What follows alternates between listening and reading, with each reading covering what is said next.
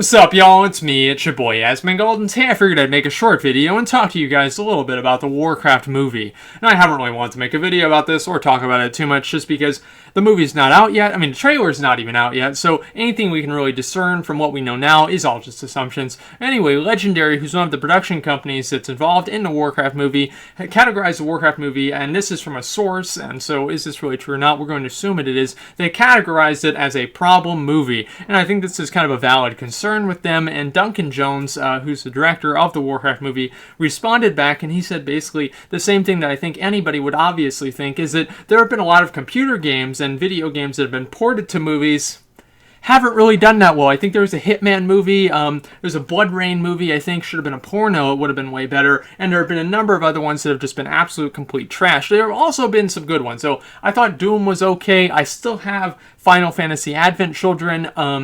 The Super Mario movie was great, but I think that was because I was 7 and I saw it. And District 9, if you guys didn't know this, District 9 was supposed to actually be the Halo movie, and so a lot of the assets from District 9, you can see a very striking similarity to Halo, things in Halo, and so and District 9 was kind of okay, but of course this was a different plot and everything. And so there have been some good ones. There have been some good ones, but there have been a lot of bad ones. And so I think that obviously a lot of people are kind of concerned about this. Like for me, that's kind of the way that I think about it. I think like one of the main problems that I can see with the story, the Warcraft movie story, and if you guys don't really know what it is, it's kind of like following the events, best of my knowledge, like the events of the First War. And so this is like King Lane, Lothar, Medivh, and this is like Medivh opening up the portal, and like Gul'dan, and so all kinds of like really kind of old school crazy shit.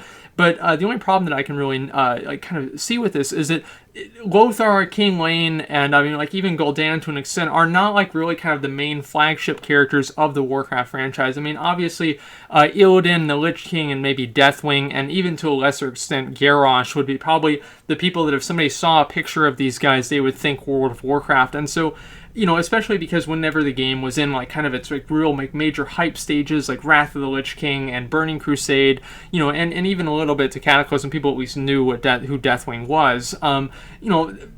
I think that a lot of people who are going to watch this movie might not really be able to be as attached to it as if it was a like a story about like Illidan or Arthas or something like that. And that's not to say, by the way, because Duncan Jones said that it might be a possibility that this could end up being a trilogy, and so we could see like the First War, the Second War, and the Third War, and maybe ending with like Arthas taking up Frostmourne and killing people and killing his father. I think that would be pretty badass, and so we don't really know what's going to happen there, but that could also be a good thing. The fact that the story, the First War story, isn't really as fleshed out and understood by fans as the Third and even the Second War story, just because Warcraft 1 was a very long time ago, and unless you kind of read like kind of the extended lore of the game, you don't really know a whole lot about it. And what that can really allow them to do is kind of, I guess, like do things that maybe would be better for a story, but not necessarily in the same canon of the actual storyline that Blizzard has created.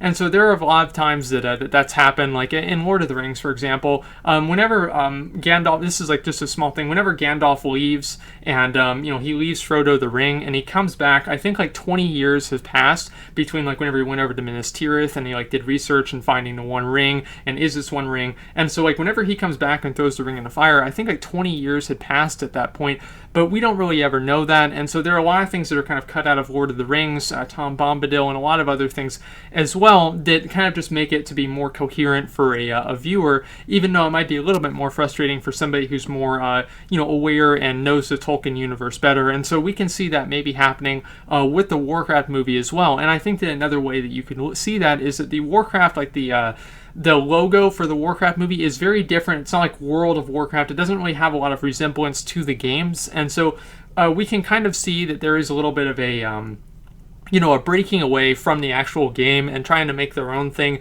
with the movie. And I think that will be easier for them to do that because they don't have kind of that, that fan base that's expecting things to go exactly a very, very specific certain way with like, the Arthas story or the Illidan story or Garrosh or maybe even Deathwing.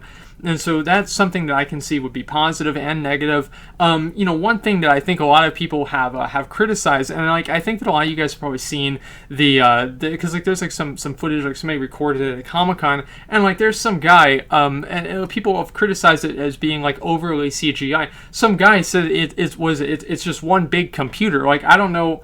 Is like, do you think they're gonna hire real orcs? Of course it's one big fucking computer. Like, the orcs aren't real. You have to. That's what you have to do, right? And so I thought that was kind of funny, and I wanted to mention that because I mean there have been a lot of movies and a lot of movies that you guys don't even know that were actually very heavily CGI related.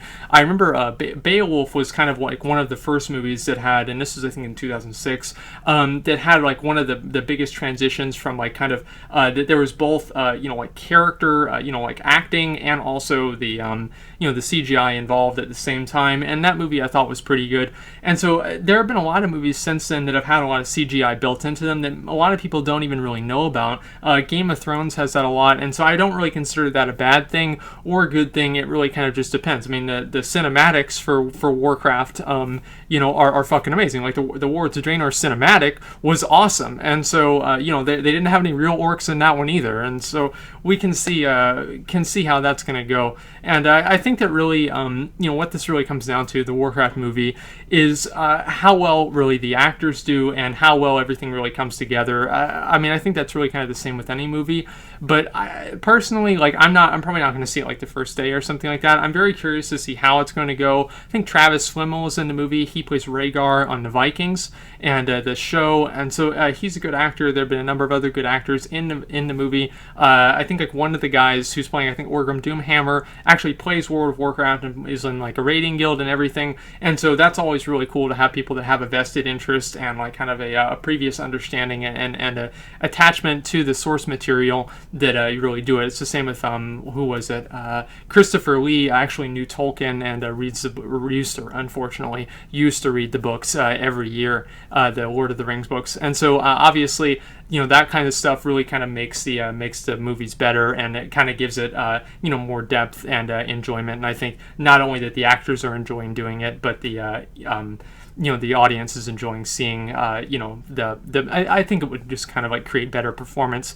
So I'm not really sure how the Warcraft movie is going to go, and I don't think really anybody is. But I don't really think that it's out of line to consider the Warcraft movie definitely a potential problem because of how bad the previous video game to movie ports have gone. But you never know, because there have been a couple of ones that have turned out pretty well. So anyway, guys, I just wanted to talk to you guys a little bit about this because I haven't really talked about it at all.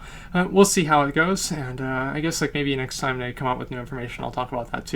But we'll see. Anyway, that's pretty much all I got. So thanks for watching, and like, comment, subscribe.